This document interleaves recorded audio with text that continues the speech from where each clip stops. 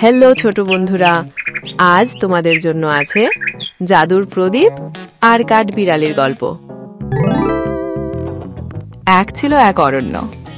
সেই অরণ্যের মধ্যে লম্বা লম্বা গাছপালা, নানা রঙের ফুল আর নদীর কলকলধ্বনি চারদিকে বেজে উঠত। সেখানে বাস করত এক চঞ্চল কাঠবিড়ালি। তার নাম ছিল ছুট্টু। ছুট্টু ছিল ভীষণ কৌতূহলী আর দুষ্টু। সারা দিন সে গাছের ডালে লাফাতো, বাদাম কুড়োতো আর নানান জিনিস নিয়ে খেলা করত। একদিন দুপুরে প্রচণ্ড গরমে ছায়া খুঁজতে খুঁজতে এক পুরনো বটগাছের গোড়ায় এসে দাঁড়ালো। সেখানে শুকনো পাতার নিচে কিছু চকচকে জিনিস চোখে পড়ল। কৌতূহলী ছুট্টু পাতাগুলো সরিয়ে দেখল একটা পুরনো প্রদীপ। প্রদীপটা কালো ধুলোয় ঢাকা, কিন্তু তার গায়ে অদ্ভুত নকশা আঁকা ছিল। এখানে ছুট্টু ভেবেই পেল না এটা কে এখানে রেখে গেল। কৌতূহলী হয়ে সে প্রদীপটা ঘষতে শুরু করল। হঠাৎ করেই প্রদীপ থেকে আগুন বেরোতে লাগলো, আর সেখান থেকে এক বিশাল দৈত্য বেরিয়ে এলো। দৈত্য বেরিয়ে এসে বলল, আমাকে কে জাগালো?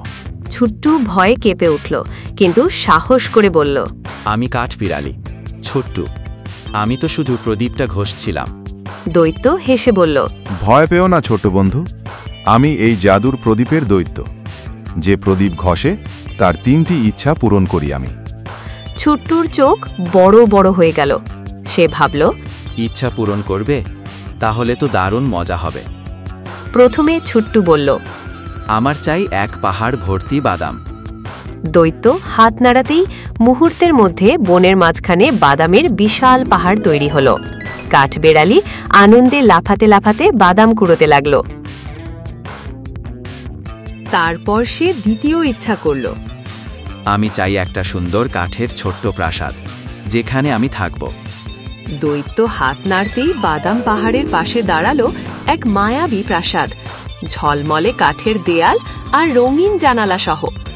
ছুট্টু খুশিতে আত্মহারা, কিন্তু তখনই তার মনে হলো শুধু বাদাম আর প্রাসাদ থাকলেই তো হবে না, বন্ধু ছাড়া কি মজা আছে। তাই তৃতীয় ইচ্ছা করার সময় ছুট্টু বলল, আমি চাই এই জঙ্গলের সব প্রাণীরা যেন প্রতিদিন আমার সাথে খেলতে আসে। দৈত্য হাত নাড়তেই জাদু হলো। অরণ্যের হরিণ, খরগোশ, পাখি, এমনকি কচ্ছপ পর্যন্ত প্রতিদিন বিকেলে ছুট্টুর প্রাসাদের আঙিনায় জড়ো হতে লাগলো। তারা একসাথে খেলতো, বাদাম খেত, গান গাইতো আর নাচতো। তবে গল্প এখানেই শেষ নয়। একদিন শেয়াল এসে সব দেখে ভাবল, আহা, এত বাদাম, এত প্রাসাদ আর এত আনন্দ, সব তো আমার হওয়া উচিত।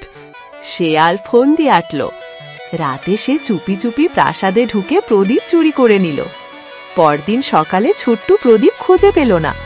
সে বুঝল শেয়ালই এটা নিয়েছে। দুঃখে কেঁদে ফেলল সে। কিন্তু তখনই তার বন্ধুরা বলল, চিন্তা করিস না, আমরা তো আছি। একসাথে চেষ্টা করলে প্রদীপ ফেরত আনতেই পারবো। সবাই মিলে শেয়ালের গুহায় গেল। শেয়াল তখন প্রদীপ ঘষে দৈত্যকে ডাকল আর বলল, আমাকে পৃথিবীর সবচেয়ে শক্তিশালী প্রাণী বানাও। কিন্তু দৈত্য বলল, তুমি চোর, প্রদীপ তোমার নয়, তাই আমি তোমার ইচ্ছা পূরণ করব না। ঠিক তখনই ছুট্টু আর তার বন্ধুরা গুহায় ঢুকে পড়ল। ছুট্টু সাহস করে বলল, এই প্রদীপ আমার। আমি খারাপ কিছু চাইনি, শুধু সবার সাথে আনন্দ ভাগ করে নিয়েছিলাম। দৈত্য হেসে ছুট্টুর কথা মেনে নিল। শেয়াল লজ্জায় মাথা নিচু করল। ছুট্টু কিন্তু রাগ করল না। সে বলল, তুইও যদি ভালোভাবে খেলতে চাস, তুই আমাদের সাথে আসতে পারিস। শেয়াল অবাক হলো। সত্যিকারের আনন্দ লোভে নয়, ভাগ করে নিতেই পাওয়া যায়। এরপর থেকে ছুট্টু আর তার বন্ধুরা প্রতিদিন প্রাসাদে মেতে উঠত। বাদাম পাহাড় সবার জন্য উন্মুক্ত ছিল। প্রদীপ আর দৈত্য রইল ছুট্টুর বন্ধু হিসেবেই। তবে আর কোনো বড় ইচ্ছার প্রয়োজন হলো না, কারণ তারা বুঝেছিল প্রকৃত সুখ একসাথে থাকা আর ভালোবাসা ভাগ করে নিতেই। এভাবেই অরণ্যে ছড়িয়ে পড়ল হাসি, খুশি। চ্যানেলটি অবশ্যই সাবস্ক্রাইব করুন, কারণ আর কিছুদিনের মধ্যে আসতে চলেছে আরো মজার মজার ভিডিও। ভিডিওটি দেখার জন্য আপনাকে অনেক ধন্যবাদ।